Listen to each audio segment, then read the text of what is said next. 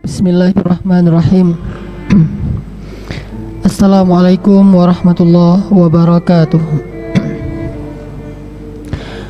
Innal hamdalillah nahmaduhu wa nasta'inuhu wa nastaghfiruh wa na'udzu billahi min syururi anfusina wa sayyiati a'malina.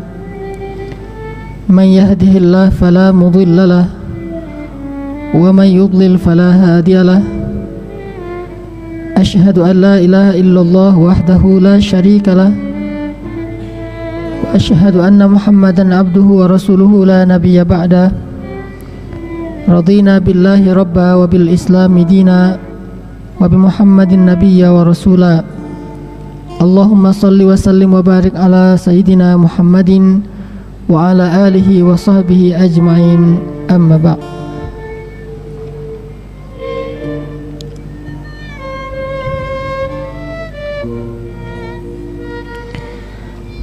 Ikhwati fillah, salah satu di antara ciri hamba Allah yang disayang oleh Allah adalah orang-orang yang senantiasa berdoa, Rabbana hablana min azwajina wa dzurriyyatina qurrata a'yun waj'alna lil muttaqina imama. Doa ini termasuk doa yang cukup populer di masyarakat kita, dan kita sudah tahu maksud dari doa ini adalah tentang masalah zurriyah solihah atau keluarga yang soleh. Di antara ciri hamba Allah yang disayang oleh Allah adalah mereka yang menginginkan untuk memiliki keluarga yang solehah. Tidak ada satupun hamba Allah yang beriman, hamba Allah yang faham agama, yang merasa bahwa lebih baik hidupnya sendiri daripada berpasangan dan memiliki keturunan.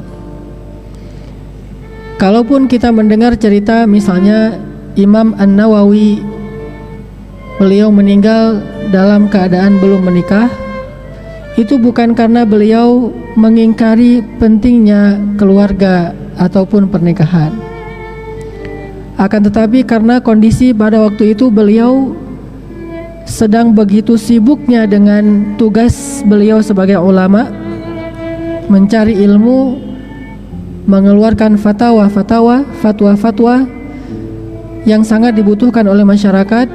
Beliau keliling dunia sehingga sampai tidak sempat untuk melaksanakan salah satu di antara syariat Islam yang cukup penting, yaitu keluarga. Seandainya Imam Nawawi mengingkari masalah pentingnya berkeluarga ini, maka beliau tidak mungkin akan menjelaskan hadis-hadis tentang masalah keluarga. Di dalam kitab Riyadhus Shalihin saja kita bisa menemukan banyak sekali hadis yang berhubungan dengan keluarga dan dijelaskan oleh Imam An-Nawawi dalam bentuk syarah. Semua orang yang beriman, semua orang yang faham agama, mereka akan merindukan keluarga yang zurriyah qurrata a'yun, merindukan istri yang menjadi penyejuk mata, merindukan anak-anak yang menjadi penyenang hati, dan juga merindukan seorang suami menjadi imam bagi mereka. Ini sudah menjadi fitrah iman, fitrah orang-orang yang yakin kepada Allah dan Rasul-Nya. Dan kalau kita membaca dalam sejarah para anbiya, banyak di antara para nabi itu ketika Allah mengisahkan kisah mereka di dalam Al-Quran, maka Allah mengisahkan sebagian dari kisah itu tentang keluarga mereka. Kita sebutlah salah satunya, misalnya ketika Allah mengisahkan tentang Nabi Ibrahim. Banyak kan doa-doa Nabi Ibrahim tentang keluarga? Apa yang paling populer doa Nabi Ibrahim tentang keluarga? Rabbi habli minas solihin, Rabbi ja'alni muqimas shalah. Ini adalah doa-doa yang berhubungan dengan keluarga. yang menunjukkan bahwa Nabi Ibrahim itu termasuk orang yang sangat merindukan keluarga yang solehah. Bahkan salah satu di antara contoh keluarga yang paling ideal yang kemudian dijadikan sebagai ikon di dalam Al-Quran adalah keluarga Ibrahim. Coba antum buka firman Allah di dalam surat Ali Imran, surat ketiga ayat 33. Jadi 333.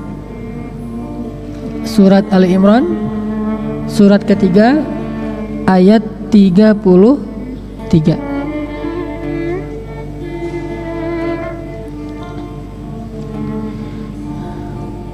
A'udzu billahi minasy syaithanir rajim. Bismillahirrahmanirrahim. Innallaha astafa Adam wa Nuhan wa ala Ibrahim wa ala Imran 'alal 'alamin dzurriyyatan ba'daha min ba'd wallahu sami'un 'alim. Sesungguhnya Allah telah memilih Adam, Nuh, dan keluarga Ibrahim dan juga keluarga Imran melebihi segala umat pada masanya masing-masing. Sebagai satu keturunan, sebagiannya adalah keturunan dari sebagian yang lain. Allah Maha mendengar dan Maha mengetahui. Di dalam ayat ini Allah Subhanahu wa taala menyebutkan dua keluarga yang menjadi simbol dzurriyyah solihah, yang menjadi simbol keluarga yang paling baik, yang paling soleh, yang paling ideal, yang paling layak untuk kita contoh sebagai uswatun hasanah. Pertama adalah ala Ibrahim, keluarga Ibrahim, dan yang kedua ala Imran, keluarga Imran. Ini menunjukkan bahwa hal yang salah satu yang terpenting dalam kehidupan kita adalah membangun al-usrah as-salihah sebagai asas dakwah di dalam masyarakat. Apabila keluarga seorang muslim itu baik, maka insya Allah masyarakat pun akan baik. Tetapi apabila keluarga seorang muslim itu hancur-hancuran, banyak masalah, maka dia akan menjadi sumber masalah juga nanti di masyarakat. Sehingga salah satu tujuan di antara pernikahan, tujuan di antara memiliki keturunan, tujuan di antara keluarga, di antara berkeluarga adalah untuk membangun mujtama', membangun masyarakat yang solih.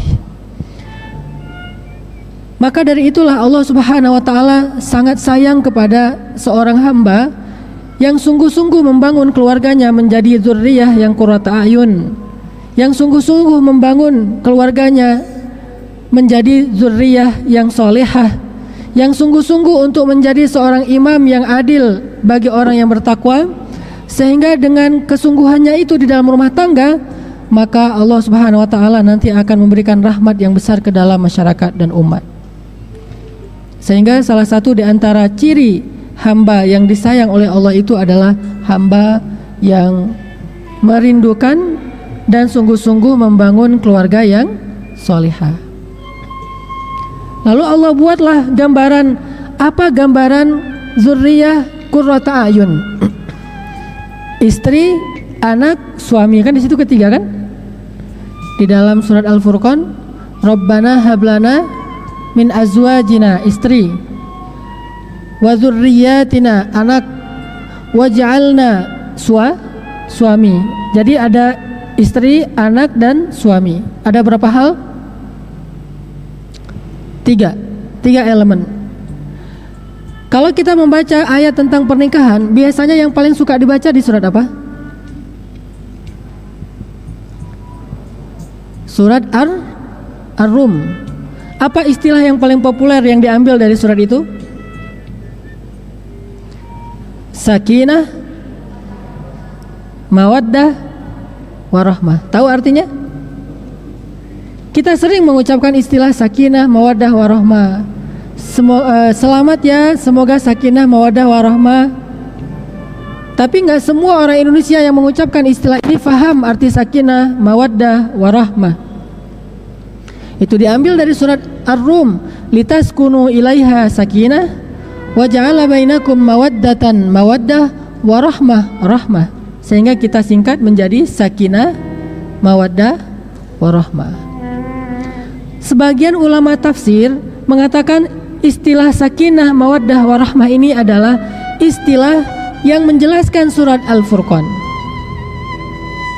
Sakinah, mawaddah, warahmah adalah hak dari setiap 3 elemen tadi yang ada di dalam keluarga. Pertama, sakinah itu adalah hak suami. Karena kalau kita membaca teks Arabnya, litaskunu antum ayyuhar rijal ilaihal mar'ah, agar kalian wahai laki-laki merasa sakinah kepada mereka atau kepada dia perempuan. Maka litaskunu atau sakinah ini adalah hak suami. Jadi istilah sakinah adalah hak suami. Sedangkan mawaddah adalah hak istri, kasih sayang.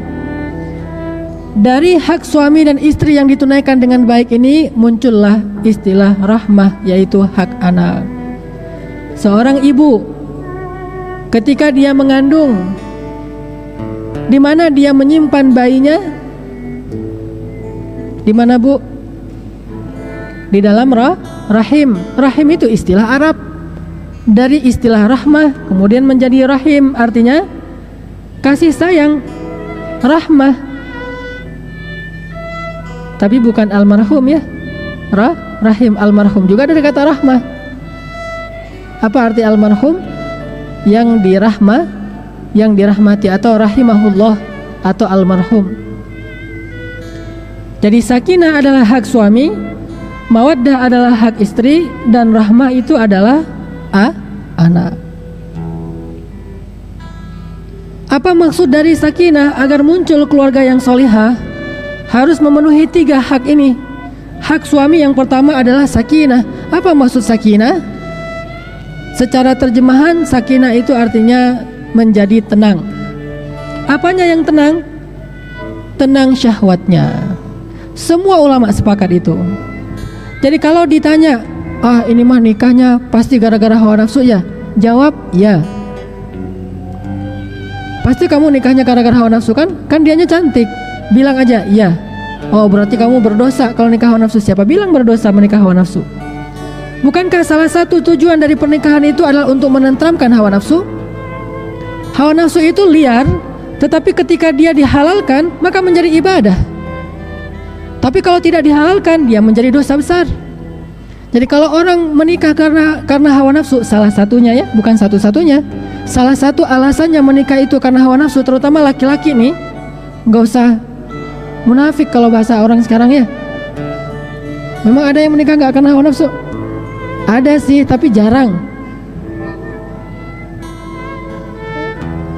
Kalau dibilang enggak kok, saya bukan karena hawa nafsu, dia takut bilang karena hawa nafsu. Misalnya ditanya, pasti kan kamu nikah karena hawa nafsu? Enggak, bukan karena hawa nafsu. Kalau gitu coba aja kamu menikah dengan nenek-nenek, mau enggak?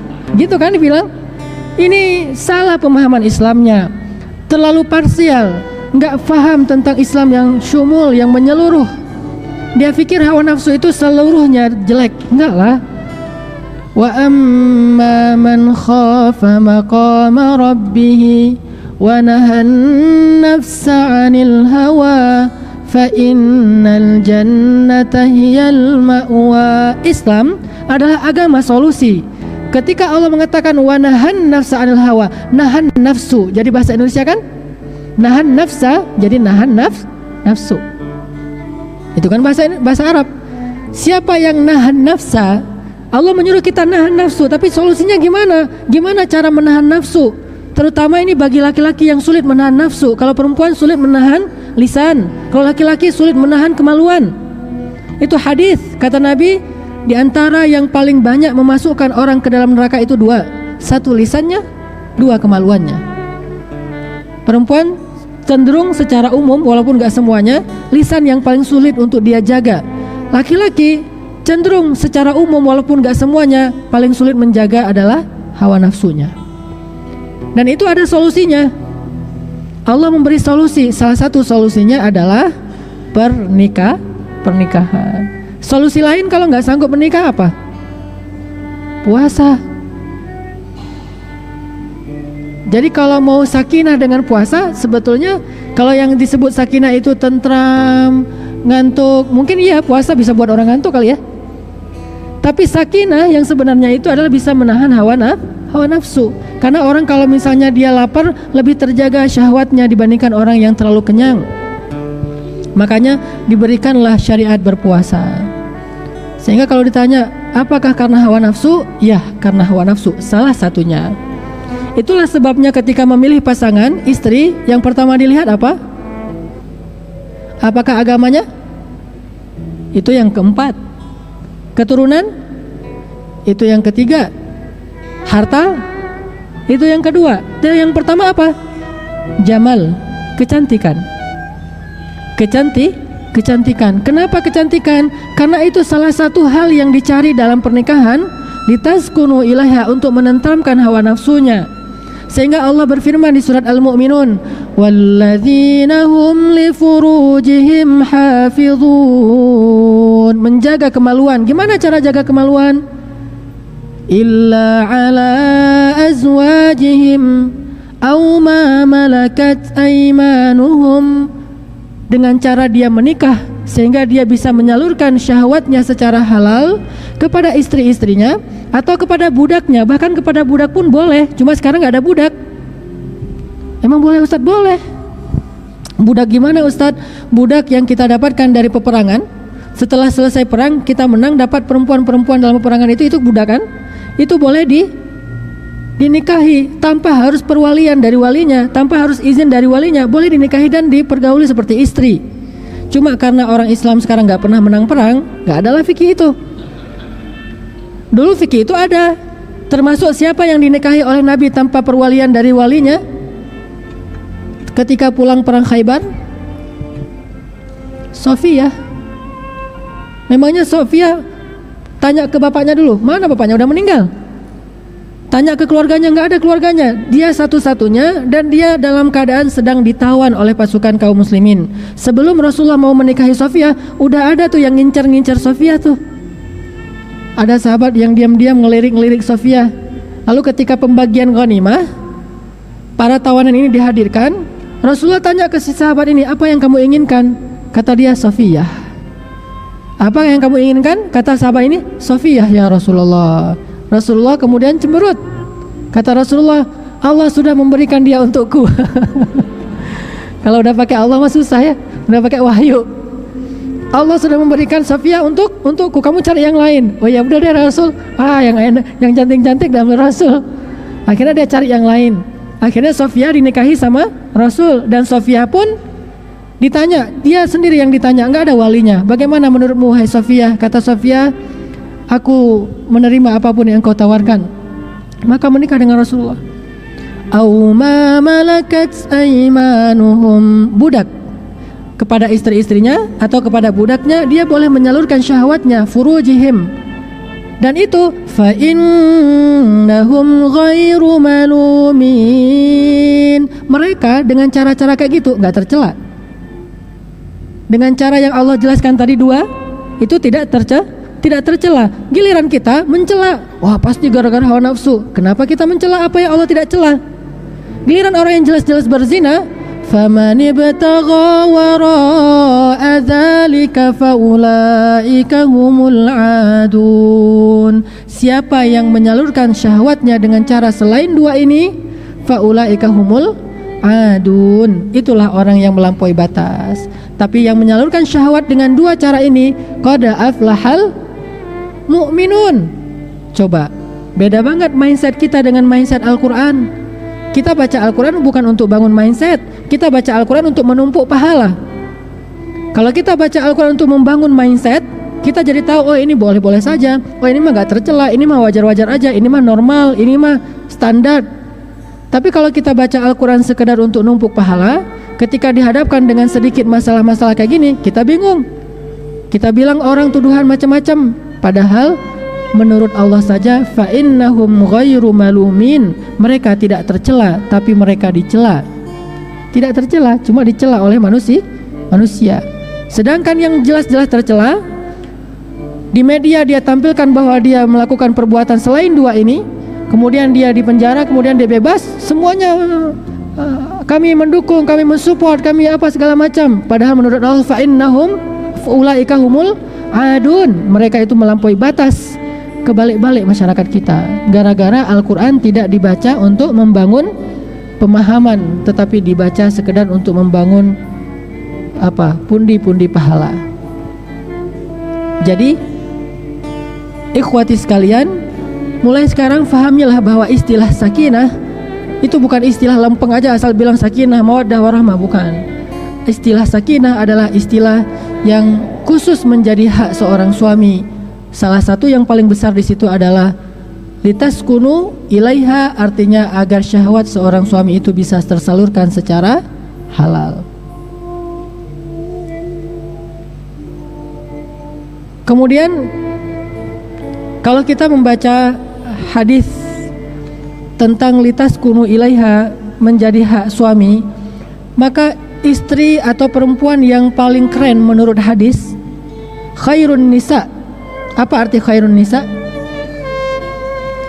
Perempuan yang keren itu, kalau kita terjemahin ya, kalau sebaik-baik perempuan kan udah biasa nih. Khairun nisa, kata Nabi, kalau digaulkan, perempuan yang keren itu, cewek yang keren itu, al-mar'atul lati idza nazarta ilaiha sarratka. Perempuan yang keren itu adalah istri yang kalau suami ngelihat ke arahnya, suaminya itu menjadi senang. Dia membuat suaminya itu menjadi berselera. Dia membuat suaminya itu menjadi tertarik kepada dia, menjadi bahagia dengan melihat dia. Ngelihat aja tuh. Gimana caranya Ustadz? Berarti akhwat sekalian, nanti kalau jadi istri atau yang sudah jadi istri, belajar menggoda suami. Itulah khairun nisa, itulah perempuan yang keren. Belajar menggoda suami. Menggoda suami bukan cuma dengan jalan atau mungkin dengan dance, bukan hanya dengan itu. Menggoda suami bisa juga dengan dandanannya. Untuk siapa ibu-ibu beli parfum? Untuk orang di luar. Parfum itu sebetulnya bukan untuk orang di luar. Parfumnya seorang perempuan, misalnya ibu-ibu nih senang, kawat yang ibu-ibu nih senang dengan aroma vanila misalnya. Pengalaman ya Ustadz? Ya, misalnya senang dengan aroma vanila, kan manis tuh rasanya, rasa vanila kan. Pakailah itu di rumah. Setelah selesai mandi pakai parfum vanila. Ketika suaminya datang, ketika dikecup di pipinya ada aroma vanila. Ketika memeluk suaminya ada aroma vanila. Itulah yang disebut dengan khairun nisa, perempuan yang keren. Cewek yang keren itu kayak gitu tuh, bisa menggoda suaminya sehingga litaskunu ilaiha. Ketika suaminya tadi nonton TV dengan iklan yang macam-macam modelnya, ketika suaminya tadi di jalan dengan berbagai macam model penampilan orang di luar, kan gejolak hawa nafsu seorang suami. Sehingga kata Nabi, kalau kamu di luar melihat sesuatu yang gak boleh kamu lihat, maka segeralah pulang. Kan untuk apa segera pulang? Untuk sakinah. Kenapa suami pulang kalau dia sedang sedang gejolak hawa nafsunya? Supaya dia memperoleh sakinah. Makanya Allah dan malaikat melaknat seorang perempuan yang ketika diajak oleh suaminya tanpa ada alasan-alasan atau uzur syar'i, dia menolak keinginan suaminya. Kenapa? Tidak memberikan hak suami, dan itu bahaya bagi laki-laki. Mungkin dia tidak akan berzina, tetapi setidaknya ketika dia tidak berzina, pusing kan dia? Pusing nggak? Pusing. Kalau nggak gitu, gimana caranya nih? Pusing banget. Ini laki-laki, ini bukan vulgar ya, ini memang harus kita pahami. Karena orang Indonesia nggak paham yang gini-gini, atau mungkin pura-pura nggak paham. Dia akan pusing. Kalau dia pusing gimana? Dia akan salurkan dengan cara-cara yang haram atau minimal yang makruh. Banyak cara-cara yang haram dan makruh. Sehingga mulailah dia berimajinasi segala macam Untung-untung kalau dia tidur malam itu dalam keadaan kecewa, tapi akhirnya maaf, mungkin dia bisa mimpi dan selesai sudah. Kalau nggak mimpi, tidur lagi kan. Bangun, oh belum mimpi, tidur lagi. Bangun lagi, oh belum mimpi. Kasihan. Maka untuk memperoleh sakinah, dia datang kepada istrinya dengan niat untuk menyalurkan syahwatnya. Dan ini bukan sesuatu yang tercela. Fa innahum ghairu malumin. Mereka itu mukmin. Kalau bukan mukmin, nggak akan datang kepada istrinya, datangnya ke orang lain. Justru karena mereka beriman, mereka datang kepada istrinya. Tapi kalau istrinya nggak bisa membuat dia sakinah, didatengin, dia udah semangat-semangat, pas datang ternyata penampilan istrinya belum mandi lah, belum pakai parfum lah, masih pokoknya nggak nyaman banget. Juga itu sebetulnya ngaruh bagi laki-laki. Jadi seorang akhwat, seorang perempuan berdandan, dia menjaga tubuhnya, itu ngaruh bagi laki-laki. Dan maaf, harus saya bocorkan di sini biar kita nanti siap ketika menikah. Itu mempengaruhi kekuatan seorang laki-laki kepada istrinya. Pakai parfum menambah kekuatan laki-laki. Nggak pakai parfum nggak kuat. Makanya pakai parfum, pakai yang jaga tubuhnya. Kalau perlu lulur atau apa segala macam. Tujuannya semuanya untuk siapa? Untuk sakinah, dan itu pahalanya besar. Hanya sekadar seorang suami melihat istri berpahala suaminya. Lalu kemudian mereka datang, suaminya menunggu istrinya di tempat tidur, istrinya datang, Allah turunkan rahmat kepada mereka berdua. Lalu mereka melakukan hubungan suami istri, Allah ridho kepada mereka. Setelah selesai itu Allah beri mereka rezeki. Coba lihat, ini semuanya sakinah. Makanya kadang banyak perempuan yang kalau keluar rumah itu dandannya tuh habis-habisan. Lipstiknya di bawah warnanya pink, di atasnya warnanya ungu. Warna-warni, biar keren gitu. Jadi warna-warni kayak pelangi. Terus dikasih merah-merah di sini gitu kan. Terus udah merah-merah dikasih bling-bling. Merah plus bling-bling. Kasih apa namanya ini, Bu? Nah, itulah pokoknya. Kalau perlu ini dikerik terus dinaikin jadi gini. Jadi nggak lurus lagi tuh, udah wah diagonal. Serius banget kalau keluar dari rumah. Giliran di rumah nggak ada yang dia lakukan. Benar-benar natural, kata dia. Kan bapak suka yang natural. Enggak lah, gimana pun seorang suami suka seorang istri yang dandan. Akhwat sekalian, pergi deh ke mall-mall, cari pakaian-pakaian rumahan yang bagus-bagus untuk suami. Tanya ke suami, kamu senangnya gimana? Misalnya dia senang kaos yang ketat di sininya dengan warna yang sesuai dengan kulit kita, terus ada gambar Hello Kitty misalnya. Misalnya gambar Hello Kitty. Udah gitu pakai celana yang pendek, beli di mall celana pendek. Jangan cuma orang-orang anak-anak gaul doang yang tahu itu. Kita harus tahu. Oh, saya kayaknya cocok pakai celana pendek yang kayak gini nih, yang jeans atau yang mungkin yang bukan jeans, pakainya di rumah. Itu benar-benar seorang khairun nisa, sebaik-baik perempuan. Idza nazarta ilaiha sarratka. Kalau engkau melihat ke arahnya, dia membuat engkau merasa bahagia, senang, sururun. Jangankan menyenangkan suami, menyenangkan orang lain aja itu pahalanya tuh besar. Ketika seorang sahabat bertanya ke Rasulullah, "Ya Rasulullah, siapakah ya Rasulullah, apakah amal yang paling disukai oleh Allah?" Apakah amal yang paling disukai oleh Allah? Kata Nabi, sururun tudkhiluhu fi qulubil mu'minin.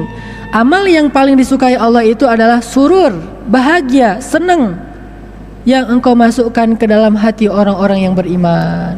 Apalagi kalau orang yang beriman ini adalah suaminya sendiri. Berusahalah wahai ayyatuhal akhawat, berusahalah untuk menyenangkan pasangan kita. Kalau belum menikah, masih ada kesempatan belajar. Belajar deh, jadilah pembelajar sejati. Baca di internet, di Google, cewek yang keren tuh gimana bagi seorang cowok. Yang cowok nanti ada babnya sendiri. Sehingga, ketika kita menikah, maka kita benar-benar membuat suami itu merasa nyaman, bangga, sakinah. Dia tidak perlu khawatir. Kalau ada masalah dengan hawa nafsunya, dia tinggal pulang dan dia nyaman di rumahnya. Makanya muncullah hadis-hadis dari Aisyah, rata-rata dari Aisyah ya. Karena Aisyah ini paling pintar ngegodain Rasulullah. Sehingga rata-rata hadis tentang sakinah ini munculnya dari Aisyah.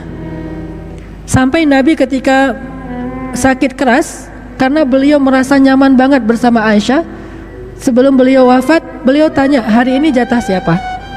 Kata istri-istrinya, jatah si fulan. Kalau besok jatah siapa? Jatah si fulan. Besoknya lagi jatah siapa? Jatah si fulan. Terus kapan Aisyahnya? Beliau pengen tahu kapan Aisyah, tapi nggak enak nanya Aisyah kapan, nggak enak. Cuma nanya besok siapa, lusa siapa, lusanya lagi siapa. Akhirnya istri Nabi tahu maksud Rasul pengen ke rumah Aisyah, sehingga mereka mengatakan, ya Rasulullah, marilah kami antarkan ke rumah Aisyah. Tidak masalah, kamu sedang sakit, maka jatah-jatahan nggak pakai jatah-jatahan deh, ke Aisyah aja nggak apa-apa. Rasulullah tersenyum bahagia. Kenapa? Sakinahnya di Aisyah. Sehingga ketika ditanya oleh sahabat, siapa manusia yang paling engkau cintai ya Rasulullah? Siapa jawabannya? Aisyah.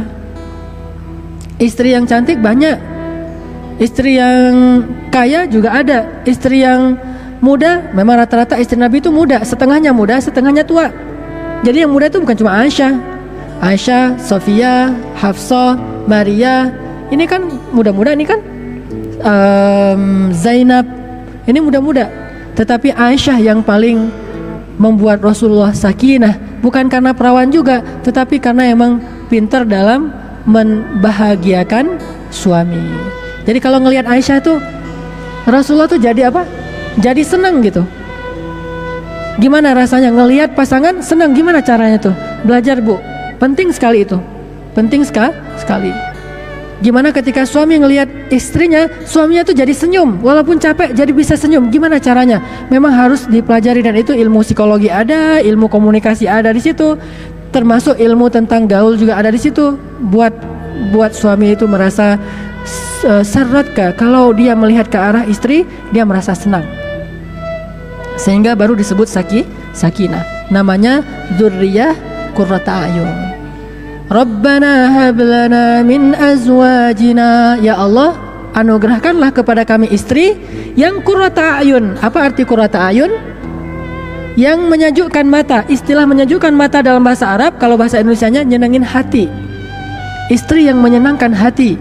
Istri yang menyenangkan hati bukan hanya solehah. Kalau suaminya pulang dia lagi sholat, suaminya pergi dia juga lagi sholat, suaminya mau tidur dia lagi baca Quran, suaminya bangun tidur dia juga lagi baca Quran. Bukan itu aja, itu hanya salah satu contoh, dan itu bukan satu-satunya.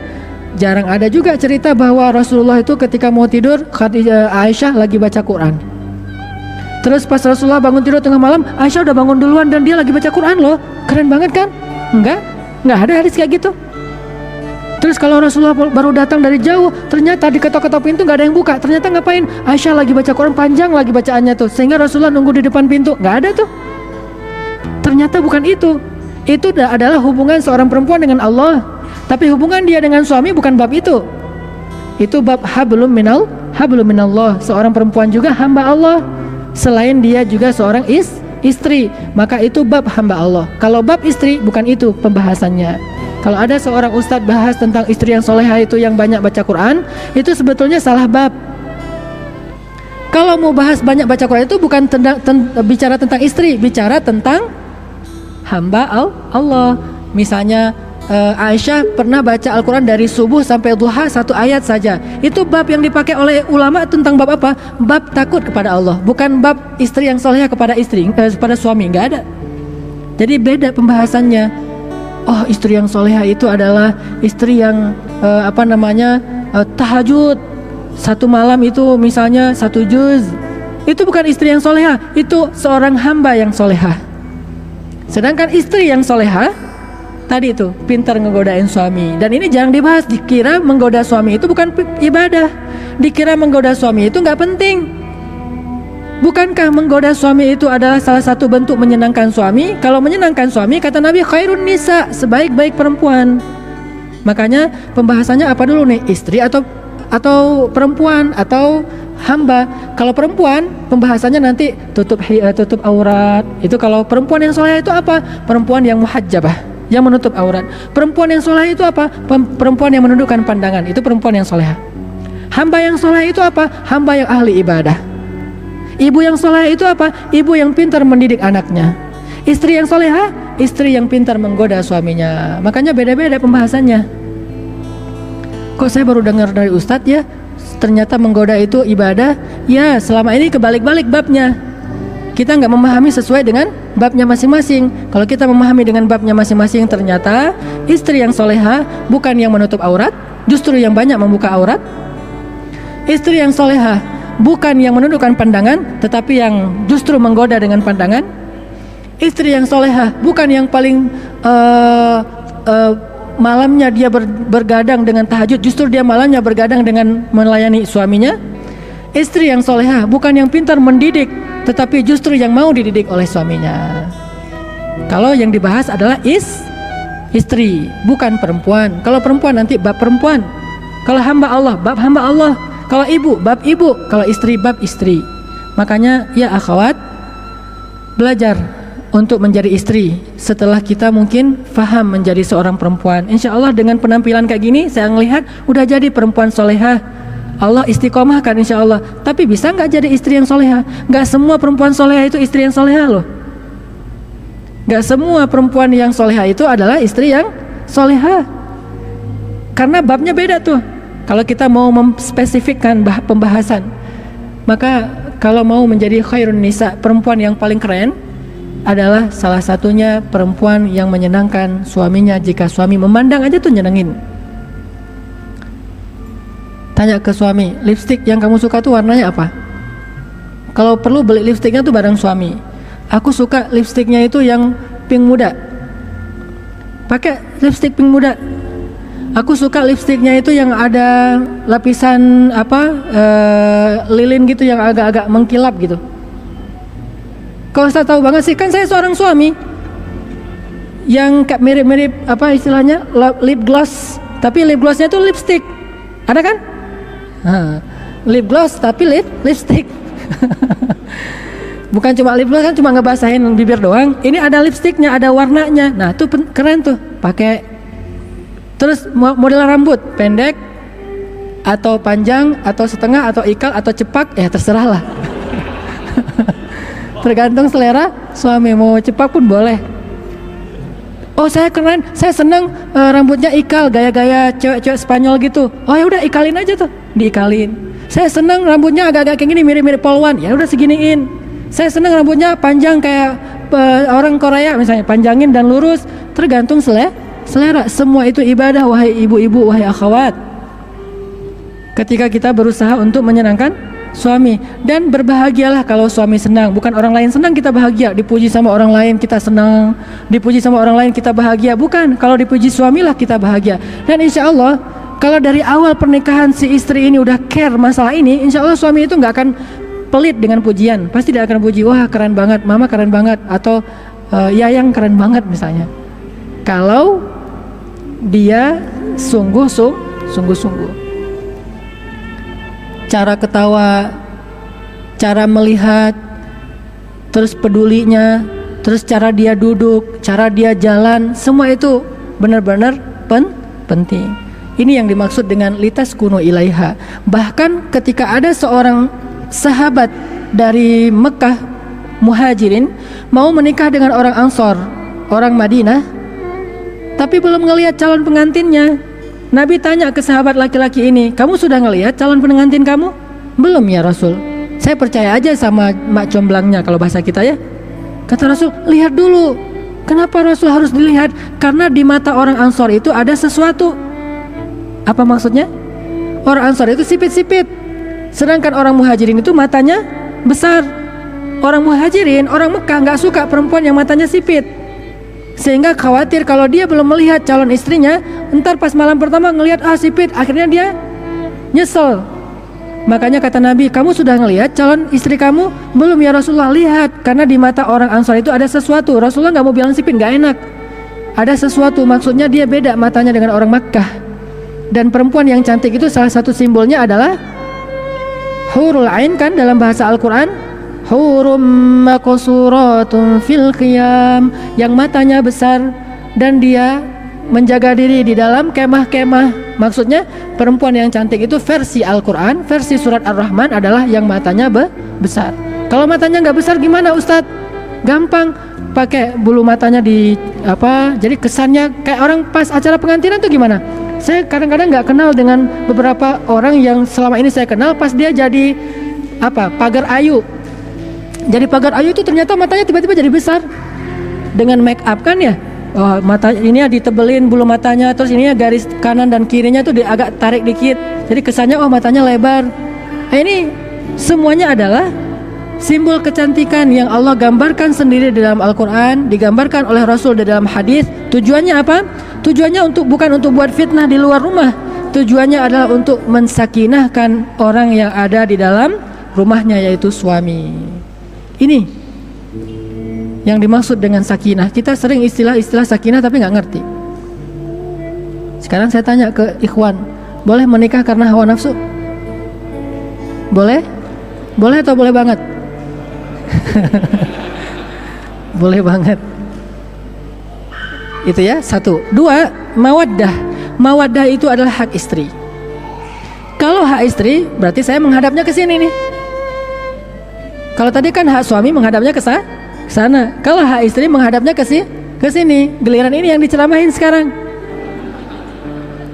Apa itu hak istri? Mawaddah. Apa itu mawaddah? Kelembutan, romantisme, itu hak istri. Maka seorang suami harus belajar menjadi cowok romantis. Romantis tidak selalu dengan kata-kata. Kalau kita aku bukan pujangga gitu-gitu deh. Nah, kalau nggak bisa jadi pujangga, nggak usah berromantis dengan kata-kata, daripada ntar pas kita bilang ngomong masalah romantisan pakai verbal, kata istri, itu mah copy paste, kan nggak seru kan ya? Ternyata kita baca dari internet, dia baru baca kemarin, historinya sama, pasti copy paste dari Google tuh. Kita bilang ke istri kita, bapak kamu tukang kayu ya? Kok tahu? Soalnya kamu sudah menggergaji hati aku gitu misalnya. Itu mah copy paste.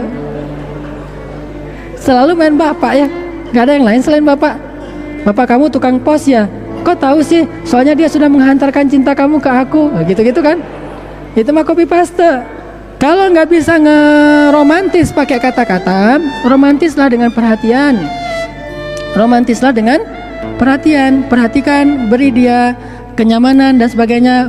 Saya baca di Google juga sih referensinya, tapi yang berbahasa Inggris, artinya lebih keren dikit lah. 10 ciri cowok romantis. Mau tahu nanti saya kopiin. 10 ciri cowok romantis.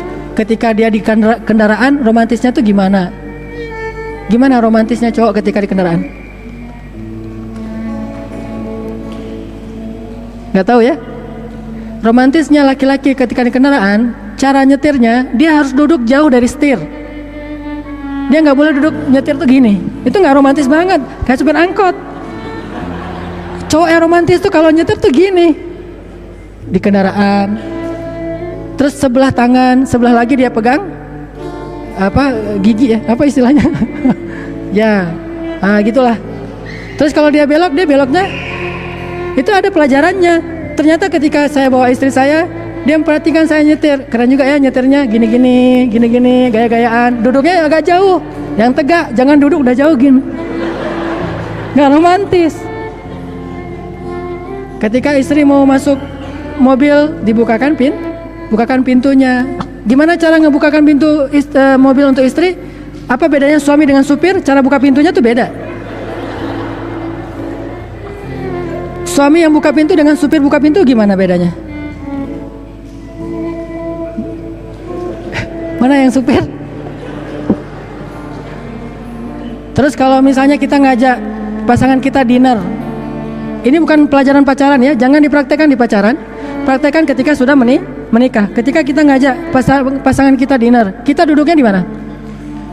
Ada satu meja nih, kursinya ada 4, kita duduk di mana? Berhadap-hadapan? Di samping. Kita duluan atau dia duluan yang duduk? Cara dia duluan duduk kita tunggu atau gimana?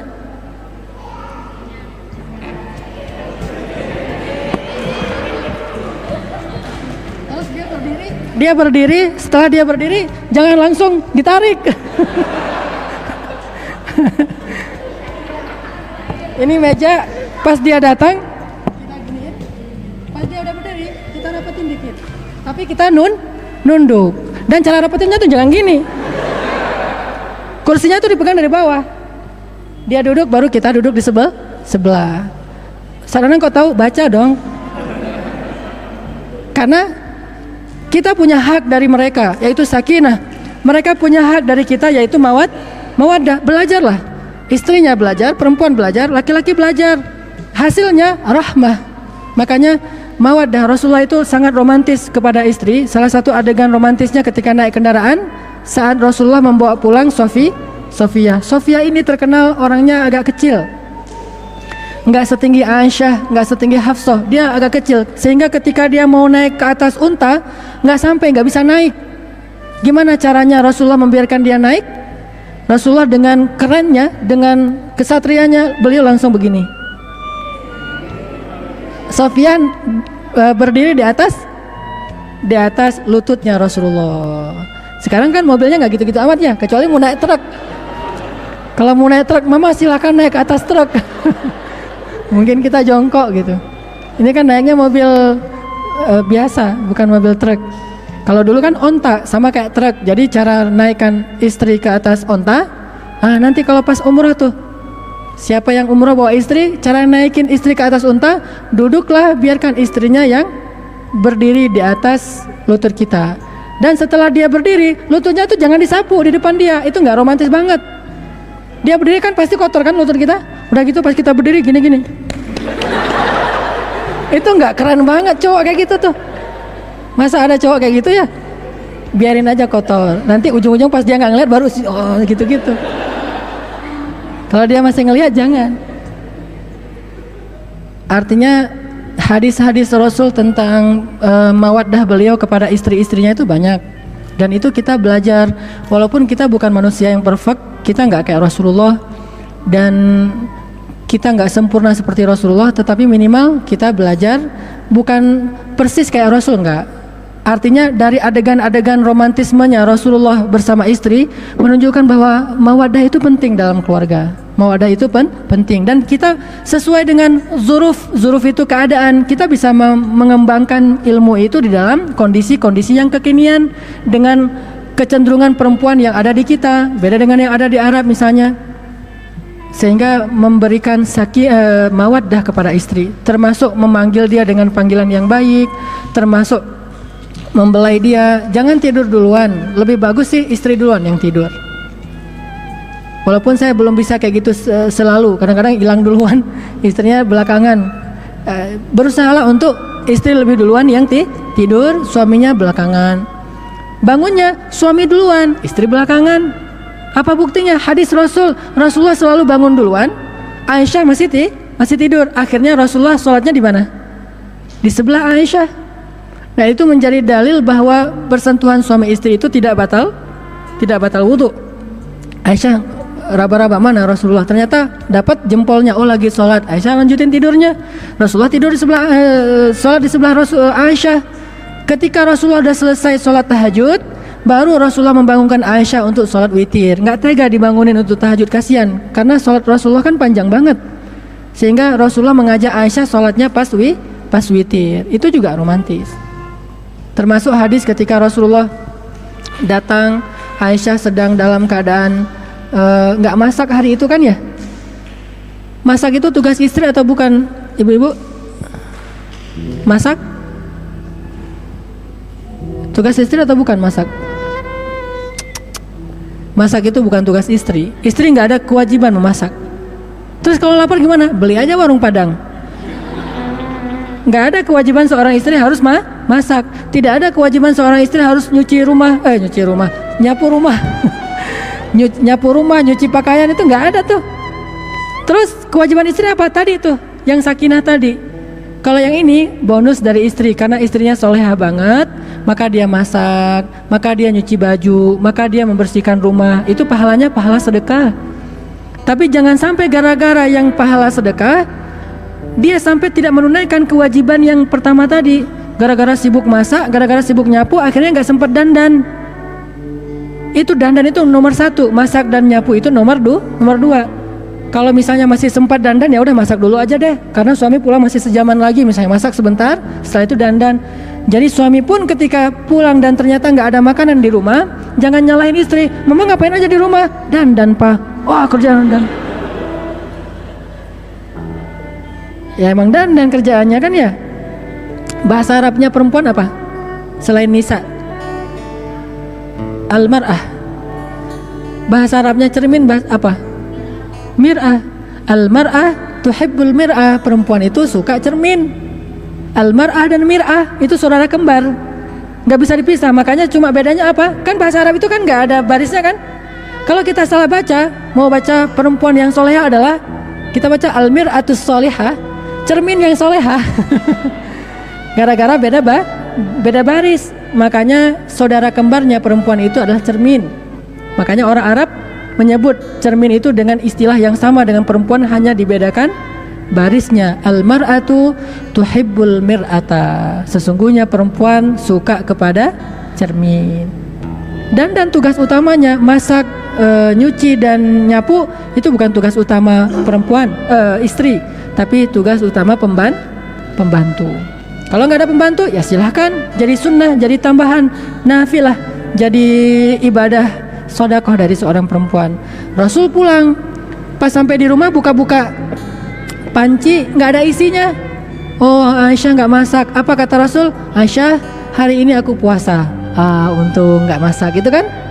Jadi Aisyah nggak merasa bersalah nggak masak, karena Rasulullah tadi nggak ada niat puasa. Tapi kan puasa sunnah bisa diniatkan belakangan dengan syarat dari subuh belum makan apa-apa. Pas jam-jam 8 buka-buka panci nggak ada isi, ya udah deh puasa aja hari ini. Istrinya nggak merasa terbeban. Tapi pernah Rasulullah niatnya mau puasa, Aisyah lagi sibuk-sibuk di belakang masak-masak. Kata Rasul, Aisyah hari ini aku nggak puasa, sehingga Aisyah juga merasa dihargai. Itu mawaddah. Jadi nggak harus istri yang masak. Kalau suami bisa masak, malah sekarang lagi keren ya. Salah satu ciri cowok keren itu sekarang bisa masak, chef. Sekarang coba lihat chef-chef yang di TV kan dia fitness terus masakan ya. Tapi kalau nggak fitness masak kurang keren. Fitness dulu baru masak, jadi keren. Masak apa? Saya kemarin belajar masak di salah satu restoran di sini. Cara buat telur ada 5 cara buat telur. Gimana caranya buat telur di mata sapi tapi nggak ada minyaknya? Diajarin sama chef yang ada di dekat Boromeus, ada toko. Oh belajar cara masak telur. Karena istri dan anak-anak saya suka mata sapi yang nggak terlalu kering. Dan kalau pakai minyak pagi-pagi kan nggak bagus. Makan banyak minyak kan, gimana caranya? Belajar. Terus kalau masak sendiri kan keren tuh, tapi pakai baju agak-agak keren juga biar kerennya bertambah. Masak, hidangin, cara ngidanginnya gimana? Nggak harus istri lah, tapi kalau istrinya mau, apa salahnya? Kalau istri bisa masak juga sebetulnya itu ada nilai plus di mata suami, karena masakan istri selalu dia banggain depan teman-temannya. Istri gue kalau masak mah apa aja yang dipegang pasti enak tuh. Dia pegang wortelnya jadi gurih. Dia pegang kentangnya jadi agak-agak manis gitu ya. Karena tangannya tuh udah manis misalnya. Dia bangga-banggain di depan teman-temannya. Ibu-ibu tahu apa enggak? Atau yakin percaya apa enggak? Laki-laki itu suka membanggakan istrinya di depan teman-temannya. Sebagaimana perempuan juga suka membanggakan suaminya di depan teman-temannya. Maka jadi nilai plus. Tapi enggak wajib memasak. Saya ketika khutbah nikah saya selalu bilang istri nggak wajib masak. Istrinya senyum-senyum, senang dia. Itu jadi salah satu SOP khutbah nikah, biar diundang lagi. Ternyata senang ibu-ibu kalau nggak dibilang nggak usah masak. Terus adegan lain yang terkenal dari Rasulullah dan Aisyah atau Khadijah, apa adegannya? Ketika Rasulullah datang dan Aisyah sedang main boneka-bonekaan kan? Itu jadi hadis bahwa patung yang dipakai untuk mainan yang kita sebut dengan istilah boneka itu boleh dalam Islam. Jadi nggak usah khawatir, ini mah patung, buang dari rumah ntar nggak masuk malaikat. Nggak, ada hadisnya. Aisyah main boneka-bonekaan dalam bentuk manusia, orang, dan itu Rasulullah membolehkan, sehingga tidak masalah kalau anak-anak kita atau keluarga kita di rumah ada yang punya Barbie, ada yang punya mungkin beruang, ada yang punya hewan, ada yang punya manusia. Patung di rumah, ditaruh di tempat tidur, ditaruh di mobil, nggak masalah, karena itu bukan sesuatu yang disembah. Nah, Aisyah lagi main boneka-bonekaan, Rasulullah langsung datang. Gimana cara Rasulullah menyamperi Aisyah? Kalau istri sedang duduk, suami mau bicara, cara bicaranya gimana? Duduklah di depan dia. Jangan bicara, misalnya ini istri, misalnya ini istri. Daripada saya tunjuk ke sana kan nggak boleh. Misalnya ini istri nih, lagi duduk. Kita kalau mau ngomong sama istri dalam jarak dekat, jangan berdiri. Itu sama kayak nyeramahin istri. Lo ya, gitu kan? Kalau mau ngomong sama istri dalam jarak dekat, kita duduklah di sebelah dia, ngomong dengan tatapan mata yang lurus, nggak sampai kita lebih tinggi dari dia. Itu nggak baik dalam ilmu komunikasi. Kalau kita mau berdiri ngomong sama dia, beri jarak yang agak jauh, sehingga dia kalau ketika ngomong sama kita dia nggak akan terlalu ngelongok ke atas. Coba kalau istri lagi ngomong, hah? Kan kasihan istrinya, merasa dihakimi kan? Itu kan secara psikologi, orang yang ngelihat ke atas itu merasa dihakimi, orang yang ngelihat ke bawah itu merasa menghakimi. Maka duduklah yang sejajar dengan dia. Rasul ketika Aisyah lagi main boneka-bonekaan di dalam rumah, pas Rasulullah masuk langsung duduk di sebelah dia. Bahkan di sebelah kayak gini nih, ini apa? Terus yang ini apa? Yang ini apa? Ditanya sama Rasul, biar Rasulullah nyambung. Setelah nyambung, main boneka-bonekaan dengan Aisyah. Ini komunikasi Rasulullah dengan Aisyah. Enggak sambil Rasulullah duduk di atas. Kan ada orang zaman dulu merasa bahwa saya kan suami, imam, harus sujud istri kepada suami. Dia duduk kayak gini dengan nyamannya, sambil megang apa misalnya rotan. enggak sehingga sesadis itulah. Dia sambil ngopi-ngopi, istrinya duduk di tempat yang bawah sambil nonton bersama anak-anaknya. Itu enggak keren. Pemandangan kayak gitu tidak keren. Pemandangan yang keren itu justru duduknya bersama.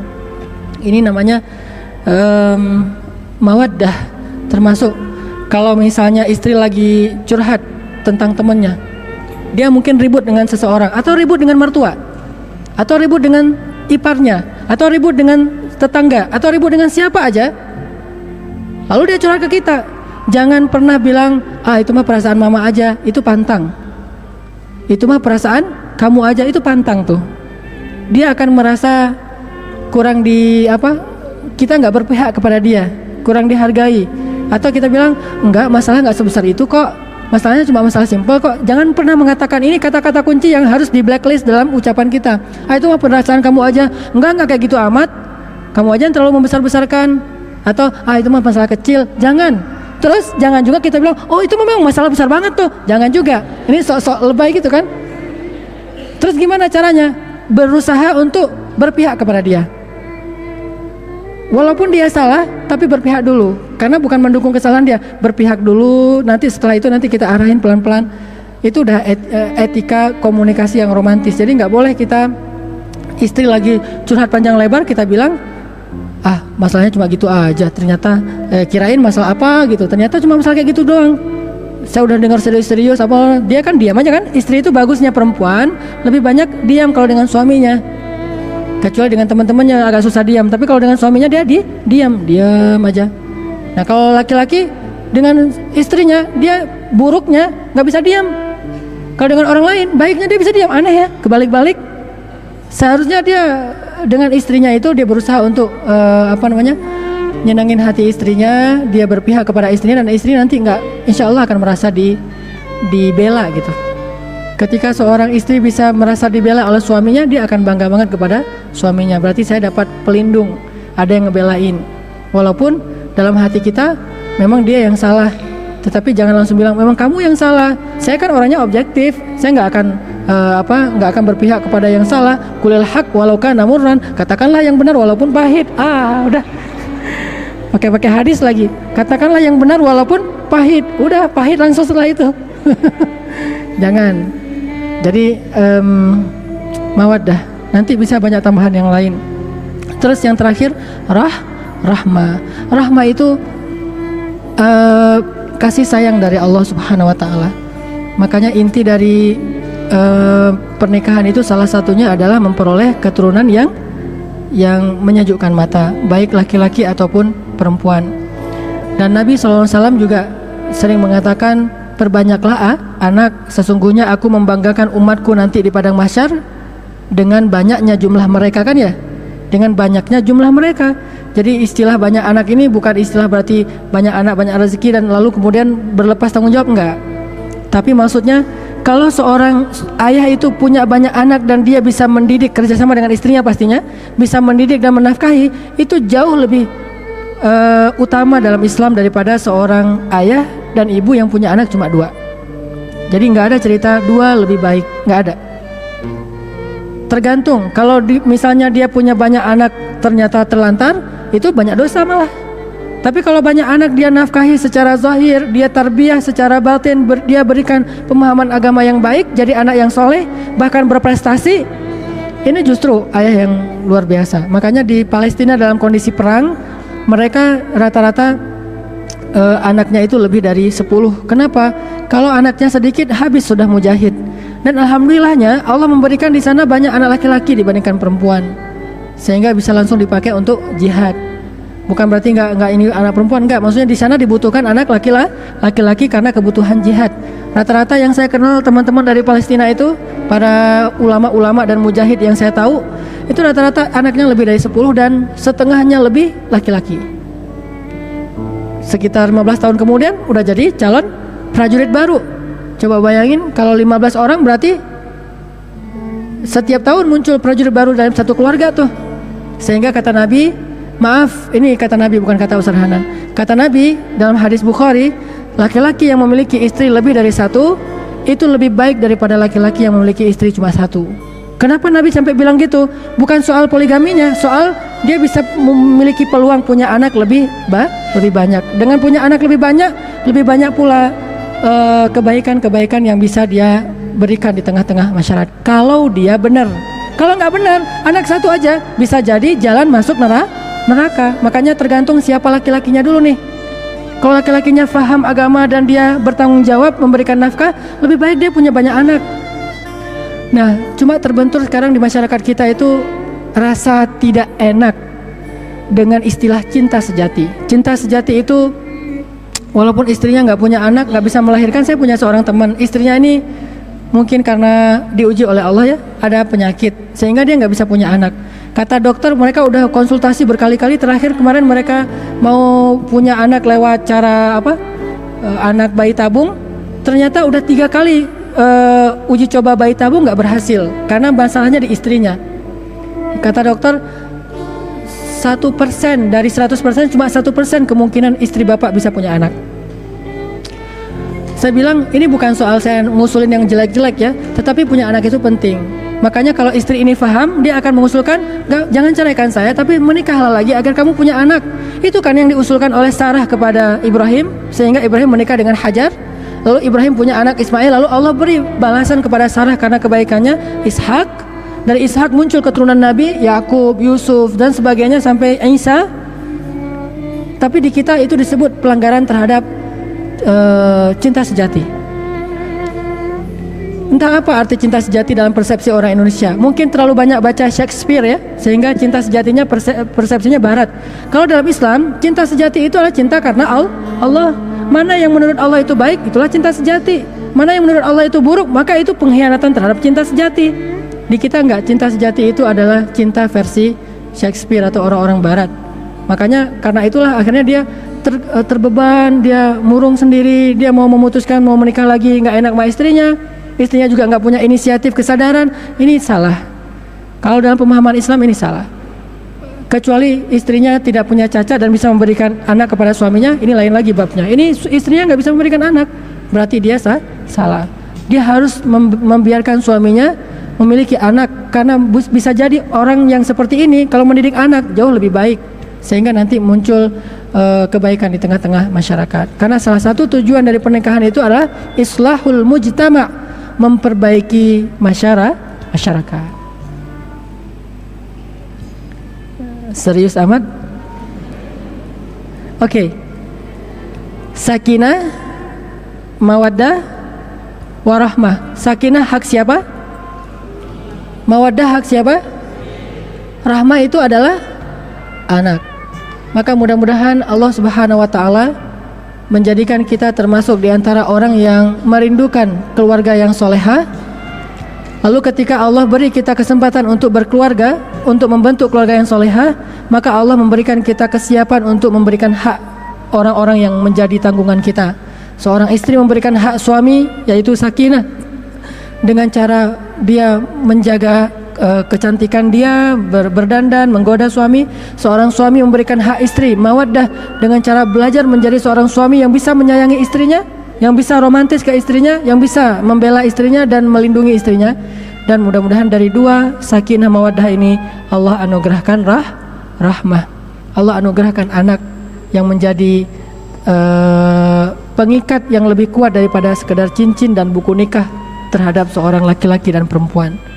Amin ya rabbal alamin. Yang sudah menikah berapa orang di sini? Satu, angkat yang tinggi. 1, 2, 3, 4. Yang akan menikah berapa orang? Yang nggak ngangkat tangan berarti nggak diaminkan malaikat, nggak nikah.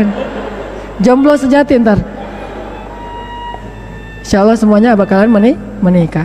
Barakallahu li wa lakum. Wassalamualaikum warahmatullahi wabarakatuh.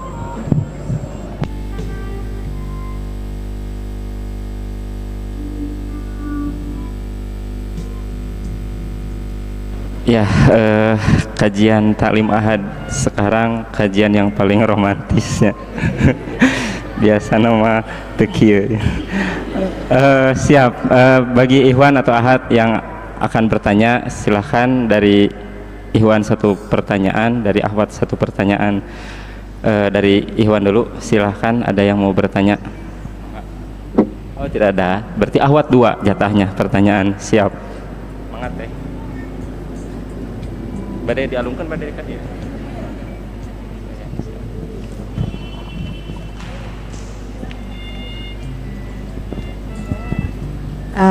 Assalamualaikum, nama saya Fitri Ustadz. Saya ingin bertanya, misalkan ada seseorang gitu ya yang berniat misalkan ingin menikah dengan kita, tapi dia tuh plan gitu, mau nikah apa enggak, sampai misalkan bawa bunga dicopotin satu-satu, nikah enggak gitu, dan ke kitanya tuh malah jadi pusing gitu. Sebenarnya dia tuh mau atau enggak gitu. Menurut Ustadz bagaimana sih gitu menghadapi orang yang seperti itu?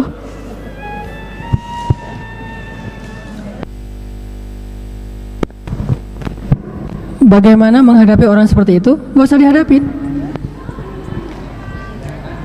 Ya, masih banyak yang serius, masih banyak. Jadi tunggu yang serius saja. Kalau cuma pengen seru-seruan, have fun, cuma jalan-jalan doang, ngisi waktu luang, berarti dia bukan orang yang baik. Kalau dia orang yang baik, maka dia tidak akan lama-lama. Kalau dia niatnya serius, bertanggung jawab, dia sudah memiliki kemampuan, maka lamar saja, khitbah.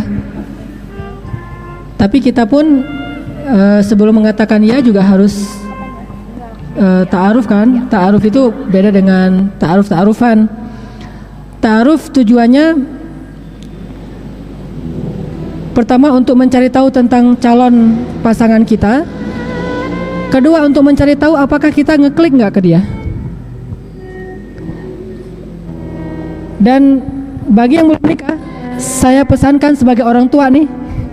Bagi yang belum menikah ya, khusus bagi yang belum menikah, sebagai orang tua, saya pesankan kalau menikah, selain masalah agama, yang paling penting untuk jadi pertimbangan itu cinta.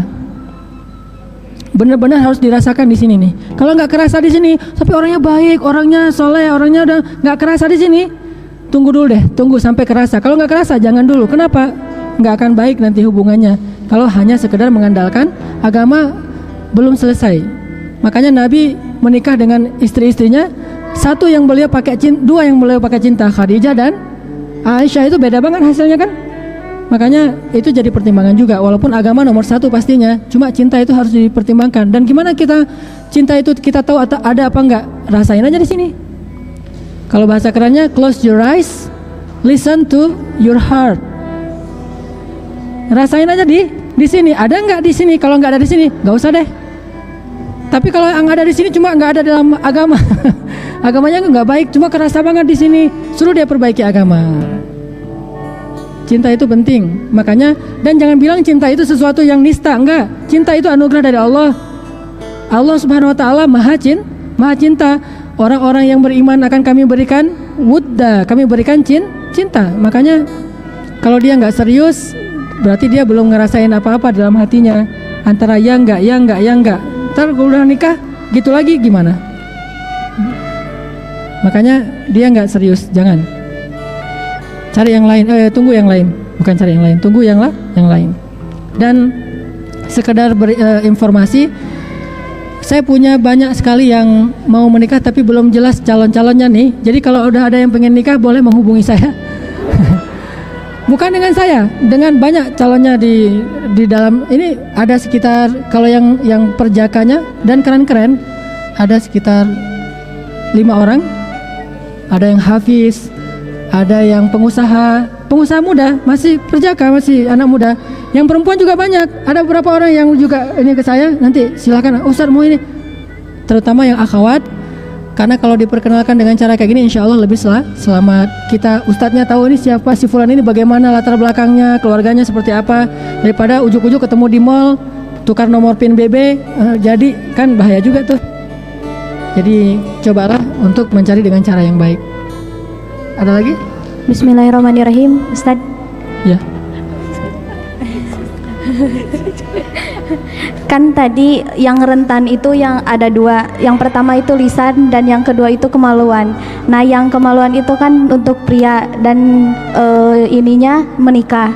Sedangkan yang itu lisan, menjaga lisan, nah itu bagaimana Ustaz? Gitu. Solusi menjaga Perempuan. lisan. Iya, untuk perempuan. Khairan aw liyasmut, hendaklah berkata-kata yang baik atau diam. Kalau laki-laki hendaklah menikah atau puasa kan?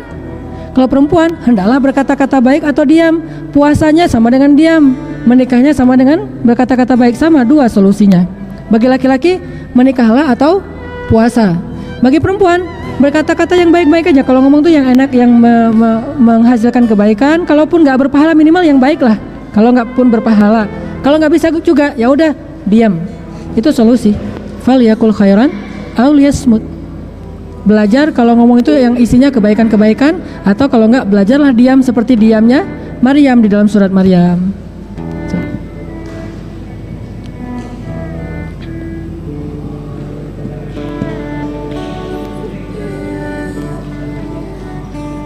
Ya.